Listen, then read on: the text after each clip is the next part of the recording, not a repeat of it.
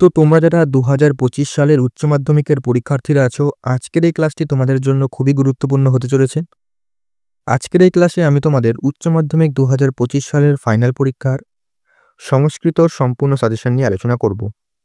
আজকের এই ক্লাসে আমি তোমাদের পদ্যাংশ, গদ্যাংশ এবং নাট্যাংশ থেকে সম্পূর্ণ বড় প্রশ্ন নিয়ে আলোচনা করব, যেইগুলি উচ্চ মাধ্যমিক ২০২৫ সালের জন্য অত্যন্ত গুরুত্বপূর্ণ।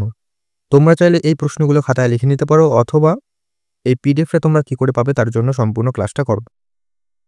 তোমাদের সংস্কৃতর কিন্তু অলরেডি আমি একটা এমসিকিউ অর্থাৎ এমসিকিউ ছোট প্রশ্নে তোমাদের একটা ক্লাস করিয়েছি। তো সেই ক্লাসটা দেখে আসো, সেই ক্লাসের লিঙ্ক তোমরা ডেসক্রিপশনে পেয়ে যাবে। তাছাড়া সংস্কৃতর যে এমসিকিউ এসিকিউগুলো আছে, পরীক্ষায় দেওয়া হয়, সেই গুরুত্বপূর্ণ এমসিকিউ এবং এসিকিউর ক্লাস কিন্তু আরও কিছু করিয়ে দেবো তোমাদের, যেগুলো তোমাদের উচ্চ মাধ্যমিক ২০২৫ সালের জন্য অনেকটাই হেল্পফুল হবে। আজ তোমাদের বড় প্রশ্ন সাজেশন নিয়ে আলোচনা করছি, পদ্যাংশ, গদ্যাংশ এবং নাট্যাংশ নিয়ে। এর পরবর্তীতে যে সমস্ত অংশগুলো রয়েছে তোমাদের সমস্তগুলোর কিন্তু আমি সাজেশন একে একে দিয়ে দেবো। আর যাদের রাষ্ট্রবিজ্ঞান, ইতিহাস সাবজেক্টটি রয়েছে তাদের কিন্তু অলরেডি আমি সাজেশন আপলোড করে দিয়েছি। তো সেই সাজেশনের ক্লাসগুলো দেখে আসো, তার লিঙ্কও কিন্তু ডেসক্রিপশনে পেয়ে যাবে।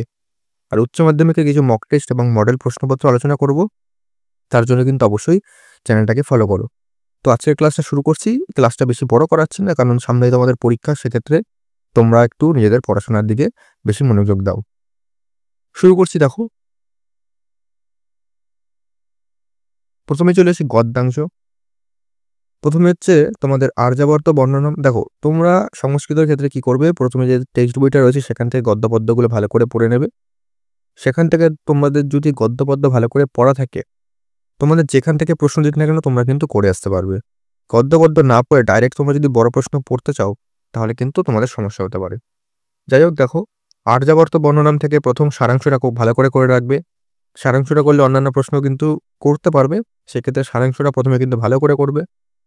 তারপরে করবে আর্যাবর্তকে কার সাথে তুলনা করা হয়েছে ও কেন, ব্যাখ্যা করো। খুব গুরুত্বপূর্ণ এই প্রশ্নটা। ৩ নম্বর করবে আর্যাবর্তের সৌন্দর্য, অর্থাৎ প্রশ্নটা এমনভাবে দেবে যে আর্যাবর্তের সৌন্দর্যর সম্পর্কে আলোচনা করো। আর্যাবর্তের সৌন্দর্যটা ভালো করে রাখবে, এখান থেকে কিন্তু প্রশ্ন আসার সম্ভাবনা অনেকটাই বেশি। তো আর্যাবর্ত বর্ণনাম থেকে এই কটা প্রশ্ন করো, আশা করছি কিন্তু এখান থেকে অবশ্যই কমন পাবে। প্রথমে আর্যাবর্ত বর্ণনামটা কিন্তু টেক্সট বইটাকে ভালো করে পড়ে নাও, তাহলে শর্ট প্রশ্ন এবং বড় প্রশ্ন দুটো ক্ষেত্রে কিন্তু তোমাদের পরীক্ষার ক্ষেত্রে সুবিধা হবে। আর সংস্কৃতর কিন্তু ছোট প্রশ্ন বললাম প্রথমেই যে এমসিকিউ প্রশ্নের একটা ক্লাস করিয়েছি, তো সেই ক্লাসটা করে আসো। এরপরে আমি একেবারে সমস্ত এমসিকিউ প্রশ্ন দিয়ে দেবো, তোমাদের বিগত বছরের যে প্রশ্নগুলো এসেছিল এবং যেগুলো গুরুত্বপূর্ণ কিছু প্রশ্ন রয়েছে সেগুলো একেবারে তোমাদের দিয়ে দেবো, যাতে তোমাদের সুবিধা হয়।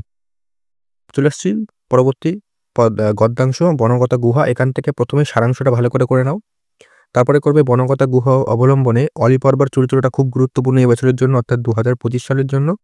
তো অলিপর্বার চরিত্রটা ভালো করে করো, খুব গুরুত্বপূর্ণ প্রশ্ন। নেক্সট যেটা করবে, বনগতা গুহা গল্প অবলম্বনে কশ্যপ ও অলিপর্বার আর্থিক অবস্থা নিজের ভাষায় লেখো, অর্থাৎ অলিপর্ব এবং কশ্যপের যে আর্থিক বা অর্থনৈতিক অবস্থা সেটা ভালো করে করো। এটাও কিন্তু গল্পটা তোমরা যদি ভালো করে পড়ে থাকো, তাহলে কিন্তু এই প্রশ্নগুলো তোমাদের কাছে করা কোনো ব্যাপার না। সেক্ষেত্রে তোমাদের কিন্তু গল্পটা অর্থাৎ পদ্যটা ভালো করে তোমাদের টেক্সট বই থেকে পড়তে হবে। ডাইরেক্ট বড় প্রশ্ন পড়লে তোমাদের একটু ঘুরিয়ে প্রশ্ন দিলে তোমরা কিন্তু পরীক্ষায় অনেকটা সমস্যায় পড়তে পারো। সেক্ষেত্রে তোমরা কিন্তু ভালো করে টেক্সট বইটা ভালো করে পড়ে রাখো।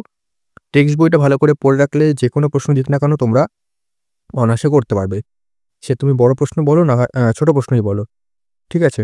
আর এসিকিউর ক্ষেত্রে কি হয় যে প্রশ্নগুলো কিন্তু কমন দেওয়া বা সাজেশন দেওয়া অনেকটাই কঠিন, সেক্ষেত্রে টেক্সট বইটা পড়া থাকলে সমস্ত প্রশ্নই পারা যায়। এখান থেকে আরও দুটো প্রশ্ন করবে, যেটা হলো দ্বারঞ্চ সপদী সংবৃত্তম, কোন দ্বার ঘটনাটি বর্ণনা করো, এবং অসৌ সপদী নিকটবর্তী মহিরুহম। এই লাইনটা দেখে রাখবে, এখান থেকেও কিন্তু প্রশ্ন আসার সম্ভাবনা এবার এই বছর সমানভাবেই রয়েছে। তো বনগতা গুহা থেকে করা প্রশ্ন করো, এখান থেকে আশা করছি তোমরা অবশ্যই কমন পেয়ে যাবে। চলে আসছি পরবর্তী পদ্যাংশ, তোমাদের গঙ্গা স্তোত্রম। এখান থেকে প্রথমে গঙ্গা স্তোত্রমের সারাংশটা ভালো করে রাখবে, সারাংশটা করলে তোমাদের কিন্তু সুবিধা হবে। সেক্ষেত্রে আমি সারাংশটা কিন্তু বলছি, করে রাখো। তারপরে করবে গঙ্গা স্তোত্রমে গঙ্গার যে মাহাত্ম্য বর্ণনা করা হয়েছে তা নিজের ভাষায় লেখো। এই বছর গঙ্গা স্তোত্রম থেকে মূলত তোমাদের যে গঙ্গার মাহাত্ম্য বা গঙ্গার বিশেষণগুলো সেগুলো কিন্তু দেওয়ার সম্ভাবনা সব থেকে বেশি। সেক্ষেত্রে সেই জায়গাটা কিন্তু ভালো করে তোমরা পড়ে নাও। নেক্সট যেটা করবে, এই যে বিশেষণ, ভাগীরথী, বিশ্বজননী, মুনিবর কন্যা, গঙ্গার এই ৩টি নামের তাৎপর্য বিশ্লেষণ করো। তোমাদের কিন্তু এটাই দেবে, গঙ্গার মাহাত্ম্য বর্ণনা করো, অথবা গঙ্গার যে ৩টি নাম তার তাৎপর্য বিশ্লেষণগুলো, তাৎপর্য সেগুলোই কিন্তু তোমাদের দেওয়া হবে। সেক্ষেত্রে গঙ্গা স্তোত্রম থেকে তোমরা এইটাই কিন্তু করে যাও যে গঙ্গার মাহাত্ম্য, গঙ্গার বিশেষণের বিশ্লেষণ এগুলো কিন্তু ভালো করে দেখে যাও। এগুলো দেখলেই কিন্তু তোমাদের গঙ্গা স্তোত্রম থেকে অবশ্যই তোমরা কমন পাবে। পরবর্তী গীতা, এখান থেকে তোমরা কি করবে, এখানে কর্মযোগ অংশের সারমর্ম লেখো, ভালো গুরুত্বপূর্ণ। তারপরে মিথ্যাচার কাকে বলে, গীতার কর্মযোগ অনুসারে তার আলোচনা করো, খুব গুরুত্বপূর্ণ প্রশ্ন এটা। তারপরে করবে স্বধর্ম নিধনং শ্রেয়, পরধর্ম ভয়াবহ, এটা তাৎপর্য লেখো, এটাও কিন্তু খুব গুরুত্বপূর্ণ। তো এই প্রশ্নগুলো কিন্তু ভালো করে করো গীতা থেকে, এখান থেকে কিন্তু অবশ্যই কমন পেয়ে যাবে। সায়ান্সটা ভালো করে করে রাখো। তারপরে চলেছে নাট্যাংশ, বাসন্তিক স্বপ্নম, এখান থেকে প্রথমে দুটো চরিত্র করবে, কৌমুদী চরিত্র এবং ইন্দ্রবর্মা চরিত্র। এই দুটো চরিত্রের মধ্যে কিন্তু একটা চরিত্র আসার সম্ভাবনা এই বছর প্রবল, সেক্ষেত্রে তোমরা দুটো চরিত্র কিন্তু ভালো করে করে নাও। তারপরে করবে কথোপকথন, করবে ইন্দ্রবর্মা কনকলেখার কথোপকথন এবং ইন্দ্রবর্মার কৌমুদীর কথোপকথন। এই দুটোর মধ্যে কিন্তু একটা আসার সম্ভাবনাও কিন্তু এবছর রয়েছে। তারপরে বিজয়তাম অকস্মক অভিনব, উক্তিটি কার অভিনব, কে বক্তা তার কাছে কেন এসেছিল, এটাও কিন্তু করে রাখবে, এটাও কিন্তু আসার সম্ভাবনা রয়েছে। আরেকটা লাইন দেখে রাখবে, নারী কাহপি যুগায়তে, এটাও কিন্তু আসার সম্ভাবনা রয়েছে, সেক্ষেত্রে এই লাইনটা দেখে রাখবে, এই লাইন থেকে প্রশ্ন দিতে পারে। তোমাদের প্রথমে যে বললাম যে কথোপকথন এবং যে চরিত্রগুলো, এখান থেকে কিন্তু ভালো করে করে রাখো, এখান থেকে কিন্তু একটা না একটা প্রশ্ন দেওয়ার সম্ভাবনা এবছর প্রবল, সেক্ষেত্রে তোমরা কিন্তু এটা ভালো করে করে নাও।